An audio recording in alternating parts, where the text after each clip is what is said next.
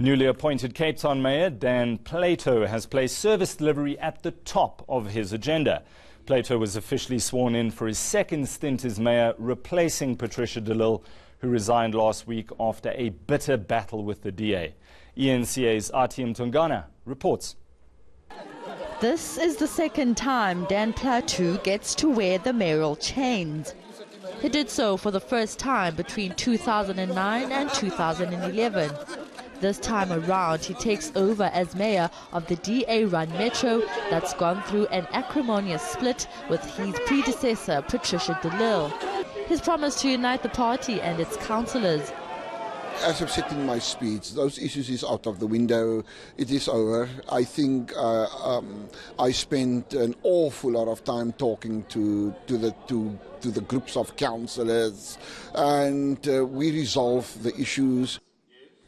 Plato has made a bold promise, saying his first priority will be to tackle service delivery.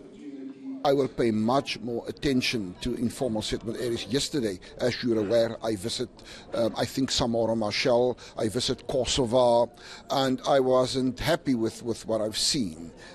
Service is not in place. Predictably, opposition parties are unhappy about his appointment. We want to say to you, Mayor, you have left the city of Cape Town with the people of Khayelitsha when you were a mayor, still under Potapot.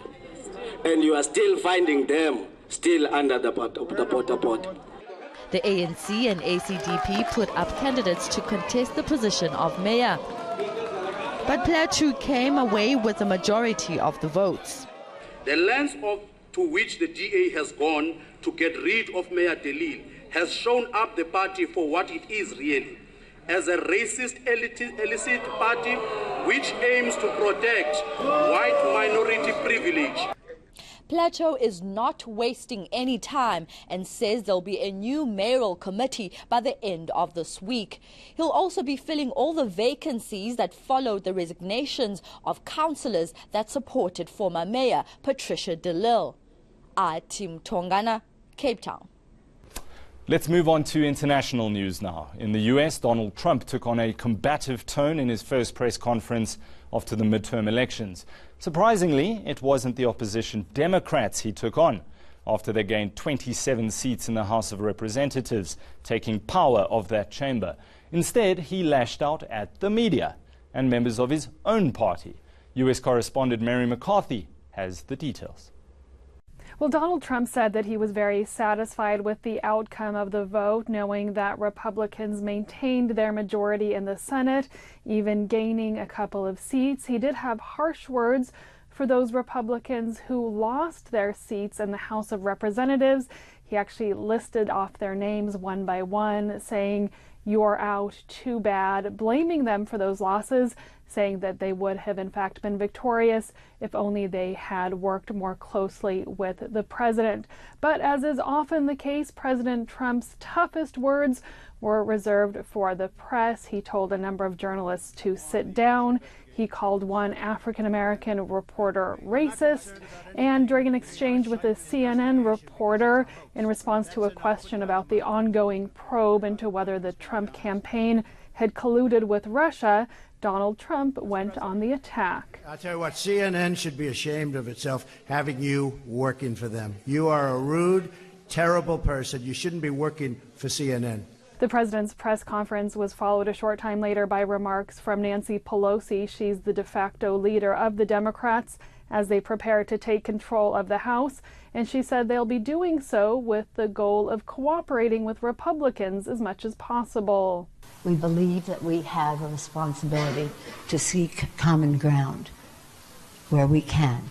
Where we cannot, we must stand our ground, but we must try. And so openness and transparency, accountability, bipartisanship. The key words there being openness and transparency. The Democrats, once they take control of the House, will have the power to launch a number of investigations into Donald Trump, including into his finances. We know at this point that the president is very much already feeling the pressure of the investigation that's already underway, the special prosecutor's investigation. It's widely believed, in fact, that it's because of that probe that Donald Trump, just in the wake of the midterms, fired his own attorney general. So with the Democrats coming in, having the power to sort of up the ante, up the pressure in terms of looking into Donald Trump and his administration, that's certainly adding the pressure to the president as the year closes out. And finally, there have been many warnings from Elon Musk, for one, that artificial intelligence could make many jobs defunct in the future. News anchoring has always seemed a safe bet for the future. Well, I thought so anyway. Until this from China's Xinhua news agency.